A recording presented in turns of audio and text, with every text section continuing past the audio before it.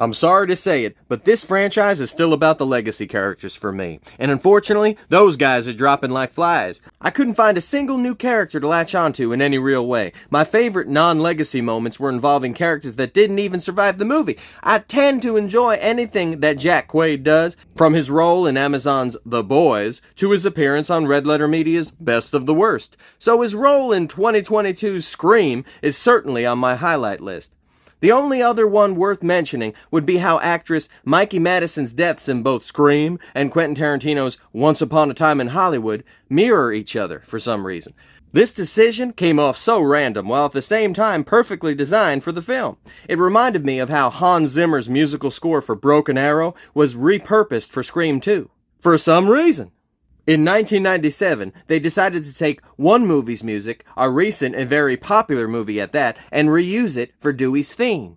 This wouldn't happen again until a few years later when Quentin Tarantino started repurposing music for every one of his films, starting with the Kill Bill movies. Unless you count the time that some of the music for Necronomicon Book of the Dead, directed by Brian Yuzna, the music in that film was repurposed for one of the Dexter themes.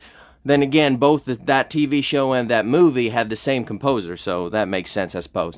So anyway, take that peculiar choice and mix that with Michael Keaton popping up in both Jackie Brown and Out of Sight as the same character, and you have yourself a fair comparison of Scream's hair-blazing finale.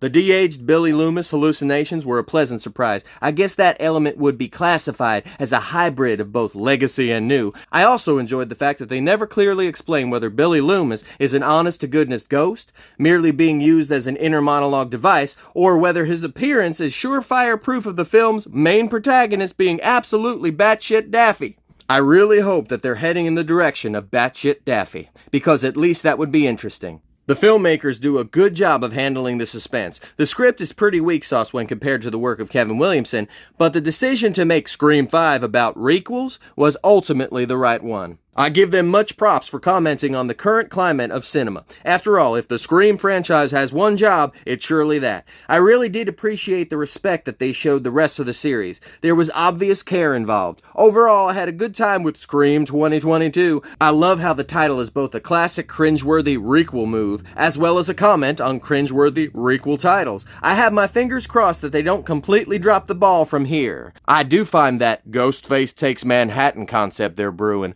pretty promising.